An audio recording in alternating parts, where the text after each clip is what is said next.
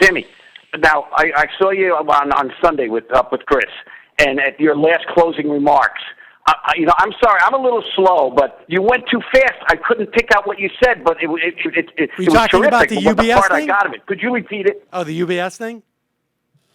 Yeah, Okay. your last, All right, I will your tell last you. remarks on the show. All right. The last segment on the program, I was talking about a story, I think of his name is Birkenfeld, who was the UBS whistleblower, who blew the whistle on UBS Switzerland that they were essentially serving clients who were attempting to evade successfully evading U.S. taxes with these accounts at UBS in Switzerland.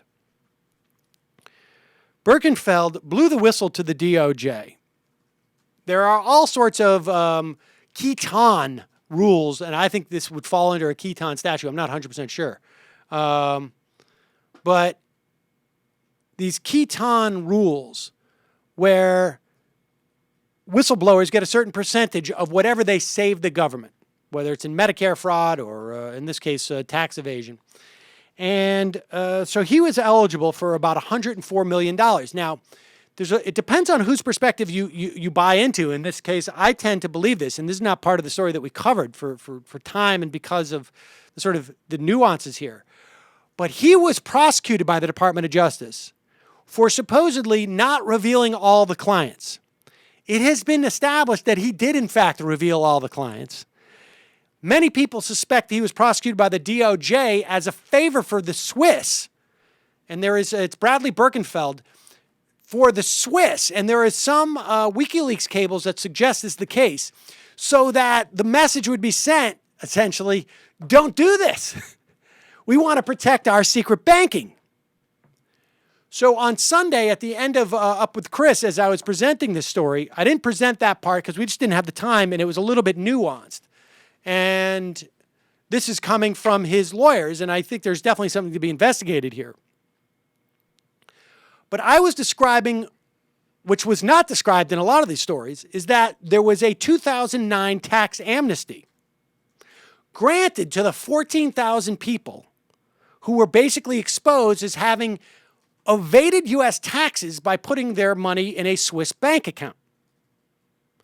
And I suggested that, hypothetically speaking, if you are one of these 14,000 wealthy Americans and you had opted in to accept this amnesty deal, which essentially, I believe, off the top of my head, meant that you had to pay back your taxes for all those years plus 25% of the amount that you were shielding, that punishment and fine would show up on your taxes in 2009.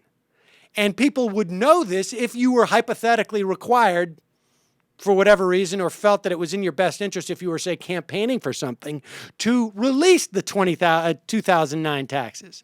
And that if that was in your taxes and you didn't want people to know it, you shouldn't release those taxes. And, of course, I was referring to a certain presidential candidate, not by name. A lot of people enjoyed that. Yes. Well, I won't. Let me put it this way. It's not Gary Johnson. It's not Jill Stein. It's not Barack Obama. It's not Rocky. It's not Rocky Anderson. It's not Lyndon LaRouche. It's not. Virgil Good. I'm trying to think if there's any more presidential candidates. It's one of the remaining ones. I don't know what's in his 2009 taxes. Who knows?